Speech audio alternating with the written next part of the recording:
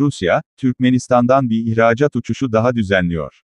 Sibirya Hava Yolları'nın Aşkabat-Moskova yönüne bir sonraki ihracat uçuşunun 29 Eylül'de yapılması planlanıyor. İlgili duyuru, Türkmenistan'daki Rus Büyükelçiliği tarafından Konsular Telegram kanalında yayınlandı. Domodedovo Uluslararası Havalimanı'nın resmi web sitesindeki programa S-78.536 sefer sayılı uçuş eklendi. Bu, pandeminin başlamasından bu yana 22. ihracat uçuşu olacak. Türkmenistan'dan Rusya'ya son ihracat uçuşu 17 Eylül'de düzenlendi. Bir hatırlatma olarak, Rusya ile düzenli uçuşlar Mart 2020'de askıya alındı.